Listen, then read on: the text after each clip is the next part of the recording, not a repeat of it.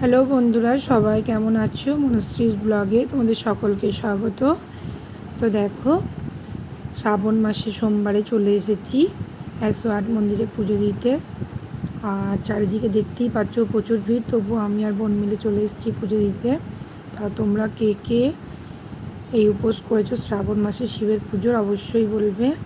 তো দেখো চারিদিকে ভিড় ছিল 108টা, আর বাইরের দিকে একটা মন্দির থাকে, ওইটা 9টা।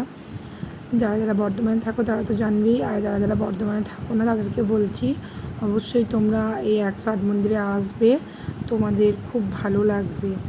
আমাদের এইটা মানে কি বলবো, খুব জাগ্রত একটা মন্দির আমাদের মহাদেবের। তো দেখো চারিদিকে ভিড়, প্রচুর লাইনও পড়ে গেছে, তাই লাইনে দাঁড়িয়ে আছি আর তোমাদেরকে ছোটো ছোটো ভিডিও ক্লিপ করে আমি দেখাচ্ছি। বহু দূর দূরান্ত থেকে মানুষ এখানে আসে পুজো দিতে, মানে যারা মহাদেবের ভক্ত তারা কিন্তু অবশ্যই আমাদের এই বর্ধমানের 108 মন্দির আসবে। আশা করছি খুব ভালো লাগবে তোমাদের। দেখো একটা একটা করে দেখতেই পাচ্ছ পাশাপাশি, ওটা একটা একটা করে শিব মন্দিরে ঢুকে তোমরা পুজো দিতে পারবে। ভেতরে পুরোহিত মশাই থাকেন। মহাদেবের পুজোর জন্য বিশেষ কোনো দিন লাগে না, প্রত্যেকটা সোমবারই আমরা মহাদেবের পুজো করতে পারি। তবুও এই শ্রাবণ মাসটা আমাদের বাঙালিদের কাছে অত্যন্ত প্রিয় একটা মাস।